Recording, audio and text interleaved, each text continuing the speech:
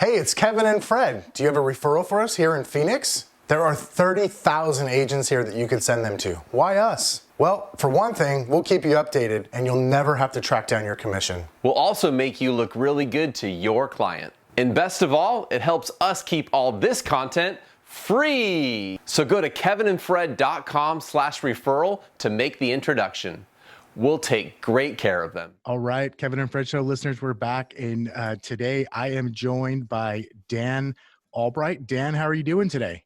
I'm great, Kevin. How are you? I'm doing great. Thanks for joining us. For those of you who don't know Dan, he is an analyst at a company called the Ascent, which is a personal finance brand by the Motley Fool, of which I'm a subscriber of, and happy reader of as well. And so when I get the opportunity to kind of chat with Dan and some of the research he's done in an article we recently put out, I thought I would take the opportunity to have this conversation. So Dan, thanks for being here today.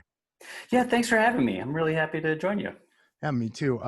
Well, hey, let's kind of dive into it.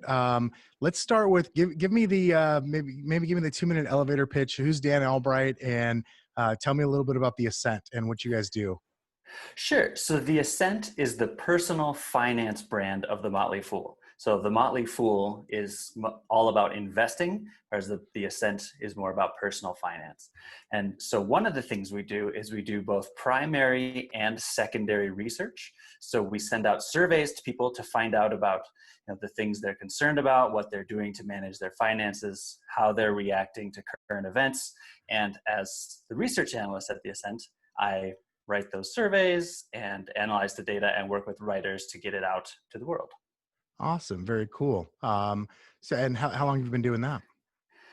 About 6 months, maybe a little over 6 months now. Not real long. I was actually, I was freelancing for 10 years before I came to the Fool. And part of it was as an editor for the Ascent. So that's how I ended up with my job here. Oh, awesome. Very cool.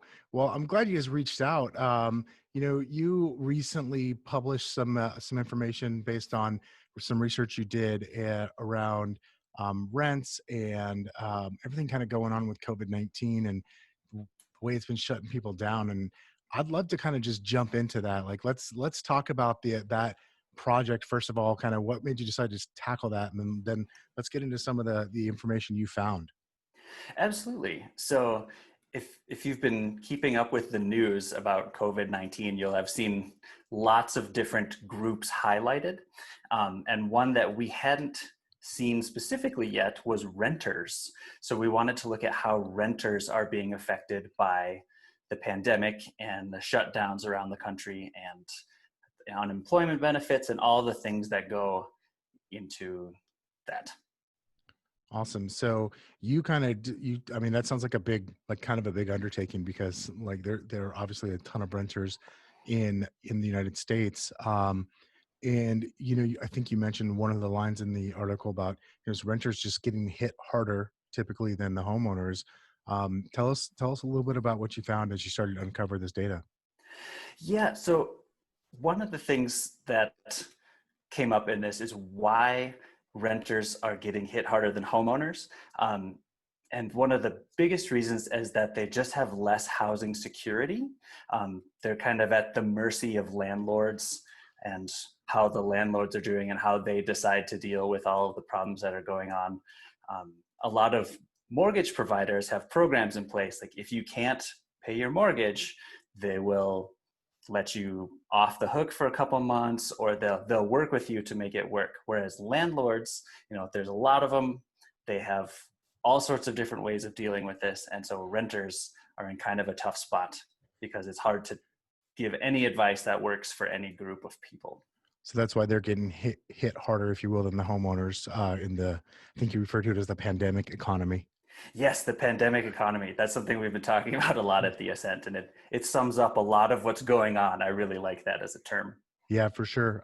Tell me so you mentioned some of the benefits and even really protections for homeowners. What are some of the current protections you found for renters? And even homeowners too, as you started to do this research. So one of the biggest ones for renters is that the CARES Act put a 120-day moratorium on evictions. So as soon as that act was passed, no one could get kicked out of their apartment for 4 months. 4 months. 4 months. Okay, that's okay. Yeah. So that's a big one, but that's expiring soon. And so that means many renters are kind of waiting to see what their cities and states are going to do, because this is now in the hands of cities and states. So some states are saying, okay, we're extending this for another couple months. You don't have to worry about being evicted. Some states are even working with utilities to say the same, like you can't have your water turned off, for example, for non-payment. And a lot of these extend to homeowners as well. They have sort of similar protections under the CARES Act, and then it'll often go state by state and mortgage provider by mortgage provider. Gotcha. Okay. So some of these cover both renters and homeowners, and some just for some and one just for the other. So obviously a big piece of this kind of a, pandemic economy is the unemployment rate. And tell me about that. Like, cause I know you looked at this state by state. Where have you found to be the highest unemployment rates through this whole pandemic? So Nevada actually set a record for the highest unemployment in a state in history not too long ago. I believe it was for the month of April. It was about 28%, which is just incredibly high. So we ranked 12 states, 11 states and a territory in our article on unemployment. And the lowest unemployment in the list was 16%, which is still really, really high. So every state is hurting with that right now. Yeah, obviously that makes a lot of sense to me with Nevada, obviously with so many people in the hospitality industry with all of the casinos just having to shut down. I could see why they would be leading the way there. Yeah, exactly. And then there are some other states that have got hit in that same way that you might not think of right away, like Rhode Island. I learned in writing this article, it has their second largest industry is leisure and hospitality. And I never would have guessed that, but that's one of the reasons that they're ranked so high on this list of states where Really? renters are getting hit hard. Yeah. Yeah, I guess I would not have thought that either. I know I was looking through the article and at a couple of the top cities, and definitely some of them stood out to me, or I guess states, I should say, like Massachusetts. Obviously, that stood out to me. I think maybe Nevada, Hawaii, and California all made the most sense to me, if you will, just because of the way those economies typically work with tourism and just the amount of people there in California and the amount of industry that was shut down. But some of it definitely caught my attention there, like obviously did for you as well. What were some of the other interesting like highlights and pieces of information you dug up as you're doing this research? I found it really interesting that states made it into our list in different ways. So some of them, like Nevada, were there because the unemployment rate is just so shockingly high. But some other states like New York, New Jersey, Massachusetts, Connecticut are in the list largely because renters pay so much of their income to housing. So that was the other factor we used in this ranking. So it was the state unemployment rate, and then the percentage of the median renter's income that the median rent takes up. So for example, in New York, the rent as a percentage of monthly income is 34%. It's 34.5%. And so that's pretty high for any state around the country. That's one of the higher ones. And so that's one of the reasons that New York is on the list, is because if anyone loses their job or is furloughed or has to take time off, they're going to be in bigger trouble paying rent. Yeah, that makes a lot of sense. Okay, so as you've gone through this, like that, to me that sounds high. I think I remember, I think back to when I was younger and kind of like looking for one of my first places. Obviously, you're always thinking like, how much can I afford when it comes to rent versus how much I make. I've heard everything from that there's a golden rule. It's a certain percentage. I mean, let me ask you this: what is there a golden rule that you found in your research as far as how much percent of income should be going towards rent? The general agreement that we came across in researching this article is about 30%. And some people will recommend a little bit less. Some people will say it's okay to go a little more, but it's usually around 30%. And a lot of the states on our list were over 30%. Actually, yeah, all of the states on our list were over 30%. And that's one of the reasons that renters in these states are they're so vulnerable to the pandemic economy. Yeah, I was gonna say that makes a lot of sense. So that way, if they're renting, and all of a sudden out of income or greatly reduced because they're now on unemployment, there seems a reason that their money, what they did have saved up, would dry up faster, if you will, or Exactly. go away faster. Got it. So that was all of the states that hit the rule. Um, what were some of the differences you saw, I would say, when looking at these lists that were hit the hardest, and maybe even by contrast, what were some of the differences on the ones on this list versus um, the states that maybe the renters are more secure? Like, was there anything, not necessarily in the data that you used to qualify, but was there anything else that kind of jumped out at you guys? One thing that came up that I found really interesting is that states that shut down their businesses early and aggressively tended to have very low infection rates, but that also contributes to high unemployment rates. So Hawaii, for example, they put in a really strict quarantine policy and shut down a lot of businesses, but that also landed them on this list because now a lot of people are out of a job. So it's this Gotcha. sort of weird balance. And Nebraska, for example, I think had the lowest unemployment in the country, but they also never had a statewide shutdown. So they were putting themselves at risk of a higher infection rate to balance out the unemployment situation. So it's a really complicated topic.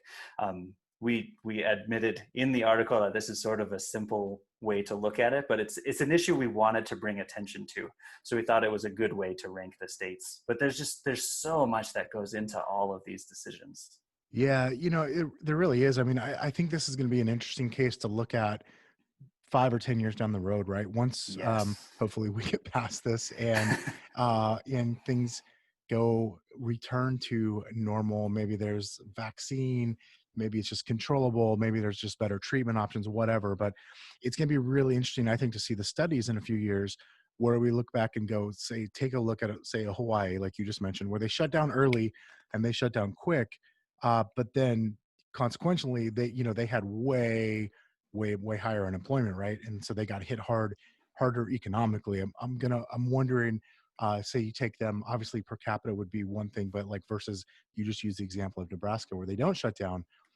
Curious what the death rates are going to be versus the long lasting impact, from both the health side of things and the finance side of things, right? And the way it impacted their state economy.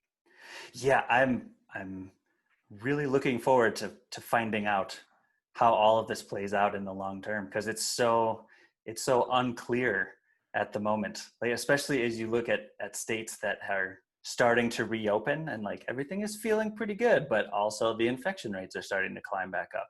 And so Yeah. it's just such a balance, and so it's so complicated, and we really won't know if any of these things worked very well for another 5 or 10 years. Yeah, that's the tough part. I would hate. I mean, first of all, I'd never want to be a politician, but gosh, to be a governor right now, I think has got to be the worst job in America, Yeah. because it doesn't matter what side, whether they're on the side of kind of acting quicker from I'll call it a public health, worrying about infection rates, on the greater side of things and shutting things down versus no, having to go, okay, let's open up a little bit quicker, or in Nebraska's case, not even shut down, um, in order to kind of keep the economy alive. Which one's right or wrong? I think that it's really easy for us to speculate right now and have our feelings, but the data is probably going to tell us the truth here in a few years as to what was maybe the right answer. And did anybody even have the right? I'm not sure that there is a right answer. Maybe it's just that the term is more right. Yeah, I think so. I mean, some people will look at states that, worked harder to keep unemployment down and let's say that was the right thing to do. And some people will look at the states that try to keep infection rates down and they say that was the thing to do. Other people will look at, the protections put in place and they'll say that was most important. And everyone has different priorities. And it's especially hard right now because there's no precedent for this. We can't say, Yeah. oh, last time we had a global pandemic, this is what we did and it was great. There's there's nothing to fall back on right now. Yeah, wouldn't it be nice if we had that, like, oh, hey, this model worked last time. Let's go with that. Exactly. God forbid, but that's probably what we'll be able to do next time. Unfortunately, it is. Unfortunately, my guess is there will be a next time. Would love to think that there wouldn't be, but I assume that there will be. Um, yeah, it's so fascinating. Just for sake of context, we're recording this on June 19th, and this will definitely air within the next, I would imagine, 4 weeks or so, if not less. And here in Arizona, as an example, just yesterday, it was either yesterday or the day before, our governor said, "Hey, we're not. We're going to let each city kind of make the decisions on whether or not face masks will be required." And so now, all going on throughout all the cities in Arizona, the city councils and the mayors are making their decisions, yes or no, on requiring face masks and kind of furthering stuff like that. So it's just really interesting to see the way this stuff is playing out in real time. It's, again, I'd hate to have that job right now. Yeah, talk about high pressure, and there just being no right answer and no way to please even a decent portion of Yeah. people. It's rough. Yeah, I mean, at best, you couldn't even please half. I mean, so it's pretty tough. Well, so what do you think? Based, and maybe this is based on research or just kind of, obviously, with the work you guys do at the Ascent, all about kind of personal finance. I mean, how do you see just Americans and people coming? Not even Americans. This is worldwide, but I'm assuming most of your data is obviously on Americans. What How do you see people coming out of this? I mean, what are the lasting effects you think may come from this, and how long is it going to take people to recover? We asked people in a survey not too long ago how long they think it will take them to get back to the financial state they were in before the pandemic started, and we saw a really wide range of responses. I don't remember the percentages exactly off the top of my head, but I know a pretty significant number of people said 18 months, 2 years that it would take them to get back to where they were. Some people even said never. They didn't think they'd ever be able to completely financially recover. And so it's very possible that those are the people that are getting hit hard by unemployment and high rent, because you're just going to be digging yourself into a hole to survive for a while. But we've been providing the same advice for people in good times and bad for a long time. It's just, make smart decisions where you can, try to save up an emergency fund, and then dip into it in times like these. Unfortunately, for people who are finding that advice for the first time right now, it's just kind of a day-to-day process. Yeah, it definitely really is. Um, so have you guys done any research on the difference, specifically to homeowners, as it pertains to the pandemic and how it's hit them? We haven't yet. That's definitely something I would be interested in doing in the future.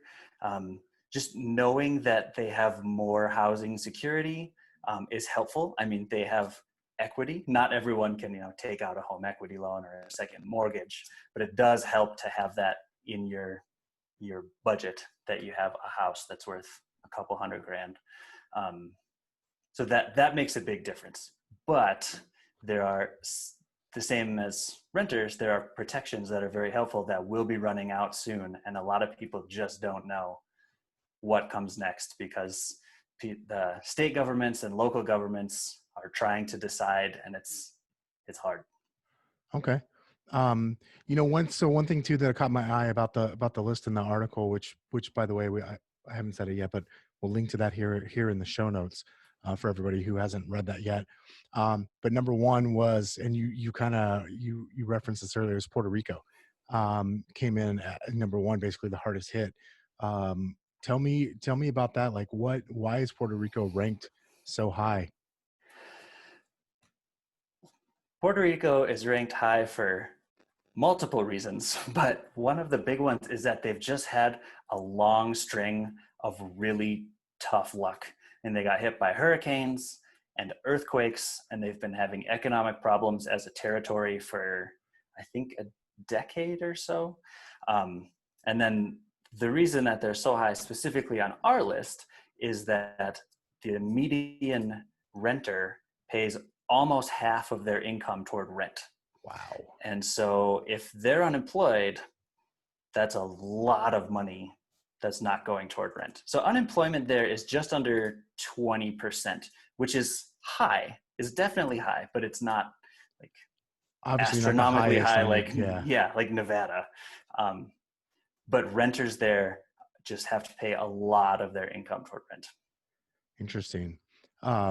It's one thing too that I'm thinking of is, let's talk about like the unemployment rate there wasn't, I don't want to say not bad. It was bad.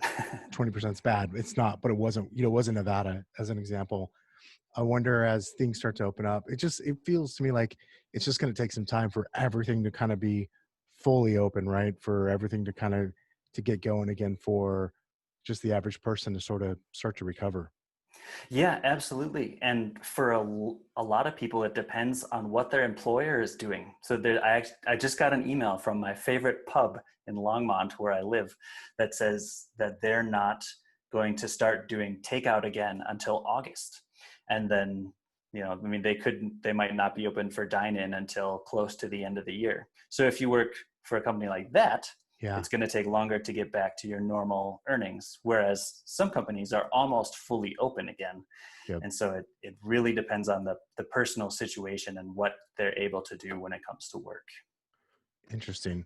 Well, I appreciate you sharing those insights. Anything else that maybe I should ask you about this research or the the article in general and kind of the COVID economy, if you will, or pandemic economy, I should say? Just one thing that I'd like to point out to listeners and readers is that if you're not put in a precarious situation right now, or if you don't know a lot of people who are, it's hard to appreciate just how many people are in this situation. But one stat that we cited in the article was that a center at UC Berkeley estimated that 50 million people who are renting are probably experiencing immediate job or income loss. And that is just a huge number of people. And if you're in a community like mine, for example, where most of us can work from home and are homeowners, you just don't see that, and it's hard to appreciate. So I think that's a good thing to mention to try to keep it in perspective. Interesting. Thank you for sharing that. I appreciate it. It's interesting to see how this is also, some of the good stuff that's come out of you just mentioned being able to work from home, and how much more that's been able to be adopted here, as we've all had to adjust, and most companies have. Our real estate brokerage happens to be virtual, and so for us it's just business as usual. We haven't had a change at all in the way we interact with our company, and others, not so much. And a lot of other companies are, making adjustments, if you will, not just in the real estate industry, but all around. And so hopefully that'll be some of the silver lining, if you will, that we also look back on in a couple of years with the research and say, okay, well, that's something that came out of that too. Yeah, absolutely. I think there are some good things that will come out of this, and a lot of it has to do with people realizing that, we can get by if not everyone comes to work. So there are some plus sides. They pale in comparison to what's going on, but For sure. Being an optimist, I like to think about those things too. Oops. Well, that's awesome. I appreciate you sharing that, Dan. And thanks a lot for taking some time out and being with us here today on the Kevin and Fred Show, talking about talk about this topic, which is a little unconventional for us here on our real estate podcast. But one of the things again that just jumped out at me is the fact of how this was hurting renters more so than homeowners. And so I wanted to bring you on and just have the conversation, kind of hear from you. So I appreciate you taking the time out of your day to share with us. Yeah, thanks for having me. I really appreciate it. And we will continue doing research like this. So maybe we'll have a chance to talk again in the future. Awesome. That'd be great. Hey, take it easy, and we'll talk to you guys next week. All right. Thanks a lot. Bye. Thank you.